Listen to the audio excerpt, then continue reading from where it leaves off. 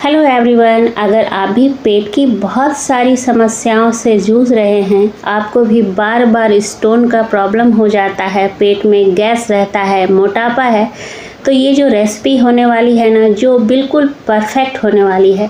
तो चलिए बनाना शुरू करते हैं बहुत ही हेल्दी रेसिपी। उससे पहले एक छोटी सी रिक्वेस्ट है, रेसिपी अगर अच्छी लगती हो तो फैमिली और फ्रेंड में शेयर कीजिए और लाइक ज़रूर से कीजिए।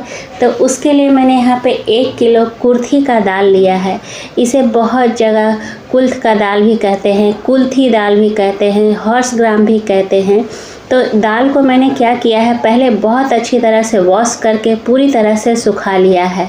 अब मोटे तले वाला बर्तन लिया है मैंने, कढ़ाई लिया है, उसमें पूरे दाल को डाल दूंगी और लो फ्लेम पे 15 से 20 मिनट तक इसे रोस्ट कर लेना है, जब तक कि इसका हल्का सा कलर ना चेंज हो जाए या फिर इसमें हल्के हल्के आवाज़ ना आना शुरू हो जाए।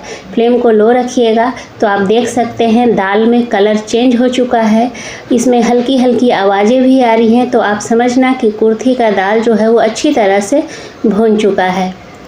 तो मैं यहाँ पे बहुत सारे दाल को भून करके रख ले रही हूँ, क्योंकि मैं इसे हफ्ते में 2 बार बनाती हूँ। इस तरह से दाल को रोस्ट करके दरदरा पीस करके रखने से ना बाकी दिन के लिए आसानी हो जाती है, समय कम लगता है। थोड़ा सा वक्त इस दाल में लगता है। पहले के ज़माने में इस दाल को बहुत खाया जाता था, इसलिए लोग पेट से बिल्कुल स्वस्थ रहते थे, स्टोन की प्रॉब्लम ही नहीं होती थी। लेकिन आज के समय में इस दाल को कम बनाते हैं, क्योंकि इसमें थोड़ा सा मेहनत है। तो एक दिन थोड़ा सा मेहनत कीजिए, बाकी दिन आराम से इस दाल को एंजॉय कीजिए और अपने आप को स्वस्थ रखिए।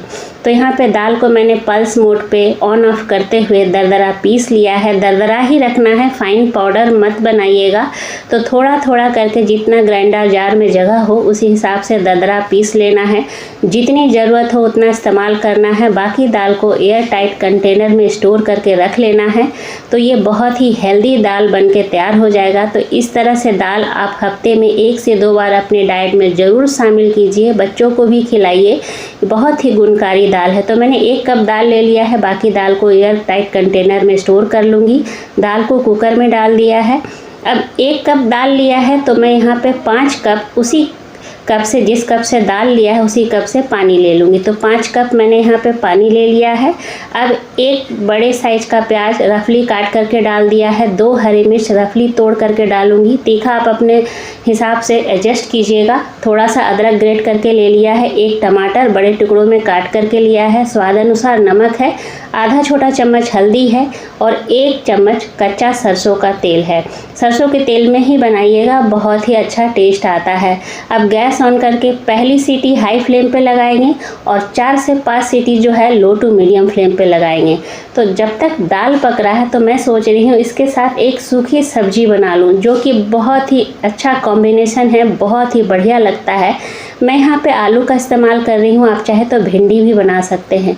तो आलू को मैं छिलके के सहित यूज़ कर रही हूँ, इसलिए आलू को पहले अच्छी तरह से वॉश कर लिया है, ताकि जो भी छिलके के ऊपर मिट्टी है वो निकल जाए। इस तरह से मोटे मोटे थोड़े से बड़े बड़े लंबे लंबे टुकड़ों में कट करके रख रही हूँ।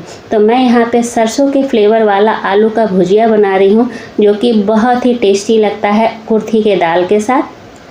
तो यहाँ पे मैंने आलू को काट लिया है, कढ़ाई गरम होने के लिए चढ़ा दिया है। अब यहाँ पे 2 बड़ा चम्मच सरसों का तेल डाल रही हूँ। तेल को पहले अच्छी तरह से गर्म करेंगे, उसके बाद 1 छोटा चम्मच राई यानी कि सरसों डाल देंगे। सरसों को अच्छी तरह से पहले तड़कने देंगे।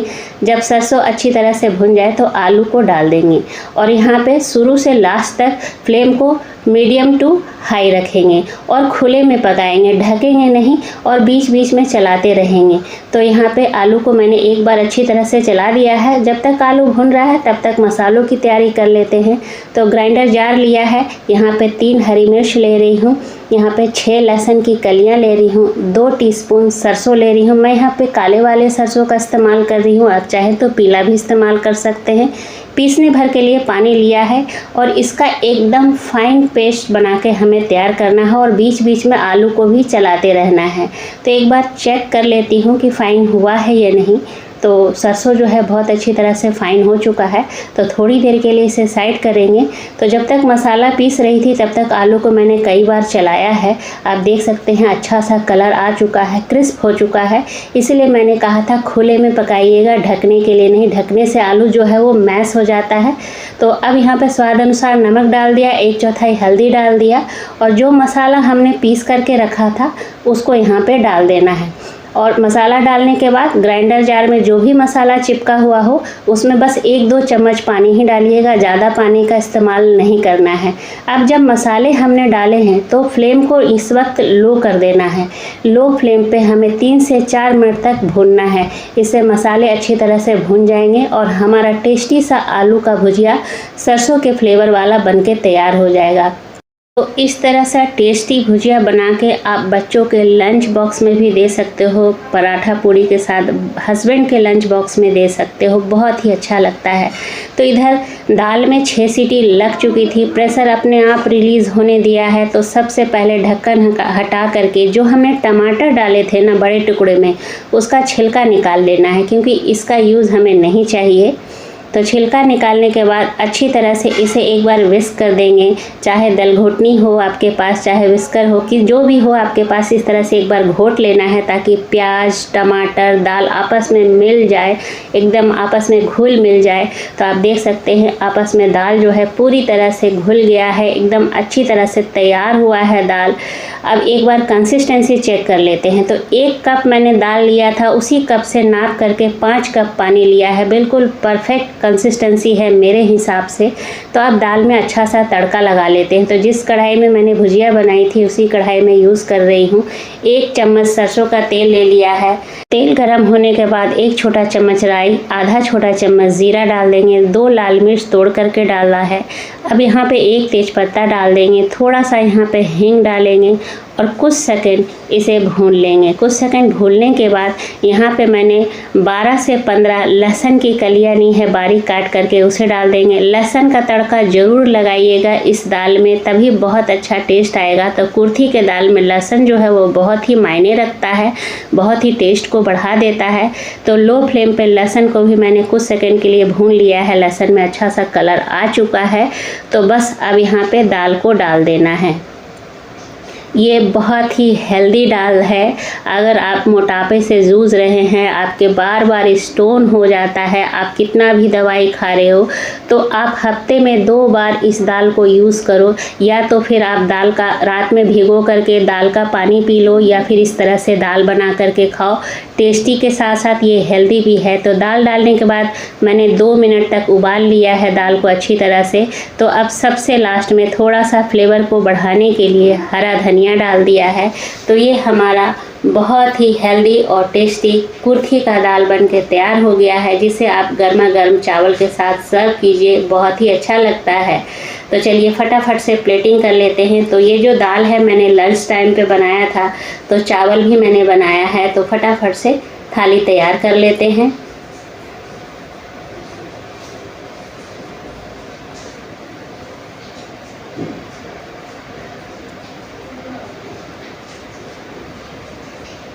तो यहाँ पे आप अपने मन पसंद के अनुसार कोई भी सूखी सब्जी बना के तैयार कर सकते हैं।